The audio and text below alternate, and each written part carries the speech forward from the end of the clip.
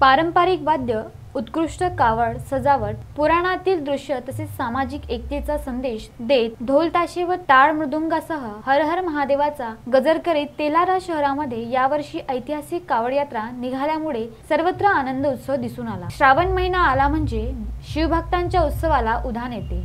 श्रावण महिन्यातील प्रत्येक सोमवारी पूर्णा नदीचे जल घेऊन शिवभक्त शहरातील गौतमेश्वर मंदिरात महादेवाच्या पिंडीला जलाभिषेक करण्याचा कार्यक्रम नित्याने 4 आठवडे दर सोमवारी केला जातो।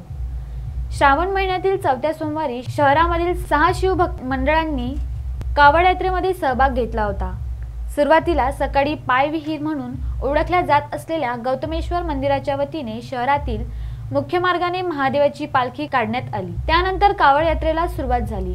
यामध्ये सर्वात जुने असे गौतमेश्वर मंडळ, न्यू भवानी मंडळ, एकता मंडळ, जुने शहर वाशी मंडळ, एक नंबर वाशी मंडळ अशा शिवभक्त मंडळांनी कावड यात्रेमध्ये सहभाग घेतला होता। गौतमेश्वर शिवभक्त मंडळाने उत्कृष्ट अशी कावड सजावट करून शिवपार्वती लग्न सोहळा व गोवंशाची रक्षा करण्याबाबत झाकिया सादर करून सर्वांचे लक्ष केंद्रित करून घेतले। एक नंबर वाशी शिवभक्त मंडळाने उत्कृष्ट कावड सजावट करून श्रावण बाळ देखावा तसेच शंकर पार्वती व गणपती झाकिया सादर करीत प्लास्टिक पिशव्यांचा वापर टाळण्याचा तसेच क्रीडांगणाबाबतचा संदेश जनतेला जावा असा देखावा सादर केला होता। श्रावण बाळाची भूमिका यांनी तर शंकरजीची भूमिका देवेश विखे, गणपतीची भूमिका पवन नेमाडे तर पार्वतीची भूमिका राही झाडोकार यांनी साकारली होती। जुने शहर वाशी शिवभक्त मंडळाच्या वतीने उत्कृष्ट कावड सजावट करून भारत मातेचा देखावा तसेच स्वच्छतेचा संदेश देणारा देखावा सादर करून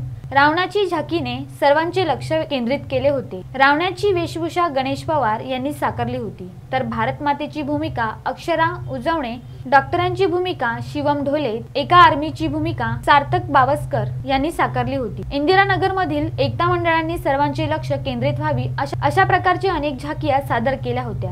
तसेच उत्कृष्ट अशी कावड सजावट सुद्धा केली होती।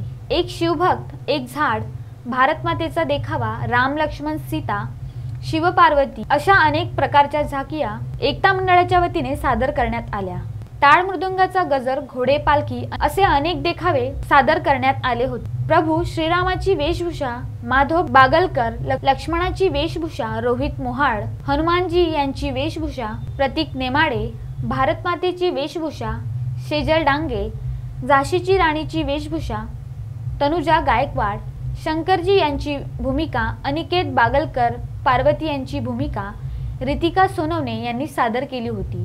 तसेच न्यू भवानी शिवभक्त मंडळाच्या वतीने सुद्धा अनेकांचे लक्ष केंद्रित व्हावे असे उत्कृष्ट कावड सजावट करून ढोल ताशांच्या गजरात हर हर महादेवाचा गजर करीत ऐतिहासिक कावड यात्रा व शहरांमध्ये काढण्यात आली। कारण यापूर्वी अशा प्रकारच्या शिवभक्तांचा जल्लोष पाहावयास मिळाला नव्हता। यावर्षी मात्र कावड यात्रेमध्ये जवळपास शहराचा सहभाग दिसून आला, त्यामुळे भक्तिमय वातावरण झाले होते।